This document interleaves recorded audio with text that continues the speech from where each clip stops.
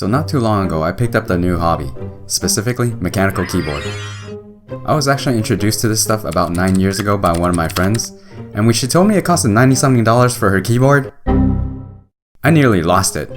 Long story short, I'm now on the hunt to make my very first build. I'm gonna preface this first by saying I'm still a noob and not everything will be accurate. So I'm gonna try to explain everything I know about mechanical keyboards and its similarities to cars. Hopefully this will help other newbies explain this hobby a bit easier. And why cars? Because I like them. So here goes. Cars have several major components: chassis, engine, drivetrain, suspension, and body panels.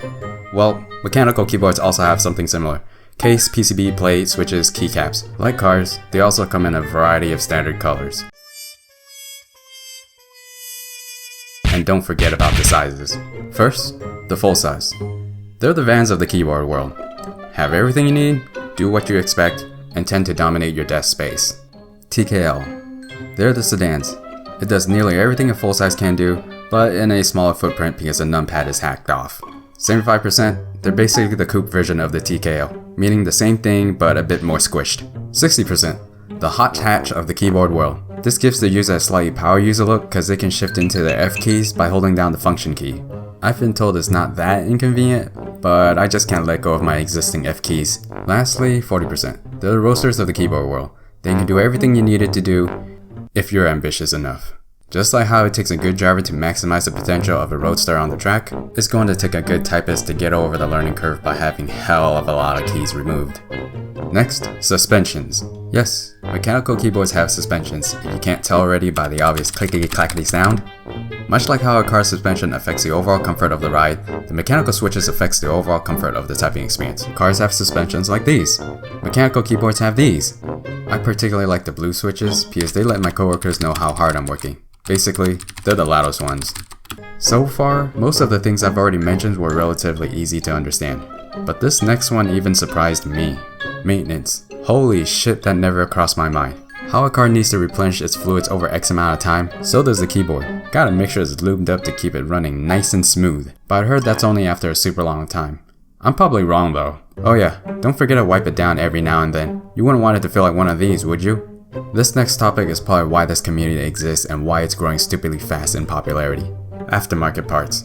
Cars, you're able to swap out panels, colors, lights, and have some carbon fiber bits. Keyboards, you can swap out keycaps, add RGB, braided cables, along with this funky cool connector. And lastly, artisan keycaps. I probably left out a couple of other things, but these seems to be the most common based off of my research. Have you seen the sheer number of cool shit in there? Yeah, it never ends. Vintage and classics. Vintage cars often appreciate over time and are often sought out for their uniqueness. This also applies to mechanical keyboards, such as this Model M for its comfort, or this Focus keyboard for coming with its own dust cover, or this.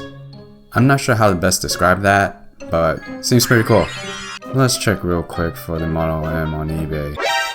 DIY. Now, I like to believe most people don't do this because it's very time consuming and requires a lot of patience. DIY boards are kinda like kit cars or you modifying a rust bucket from the dead. Either way, they both require you sourcing your own parts or having them custom made. They both take a very long time, but you get the satisfaction of completing something from beginning to end. Essentially, you can do whatever you want as long as you're comfortable throwing money at it. Oddballs. As with a lot of hobbies and niche communities, there are the special ones. Most people might not like them, but they carry their own little charms amongst the group. For example, these guys and these guys. Oh, you didn't think these guys exist? Well, here they are. Like I said, they're not for everyone, but they got their charm. Usability. At any given chance, a tuner would probably want to drive their own car because that's what brings them joy. Well, mechanical keyboard users are the same. I never want to go back to my rubber domes ever since I owned one. The side effects of both these hobbies are pretty similar. Your friends and coworkers most likely won't enjoy the experience as much as you do, but they'll pretend to tolerate it. You start to feel kinda bad, but not enough to change your ways. I was lucky with my coworkers. Your mileage might vary. Like most hobbies and obsessions, your significant other will often roll their eyes at how much money you spent. Little do they know the price is often rounded down significantly, so they won't have a heart attack and go into cardiac arrest. After all, this hobby is a money pit. Just when you think you completed this long journey of researching and figuring out what you want and completing your first build, you stumble on somebody else's build and feel inspired to want something similar, and the whole process starts all over again.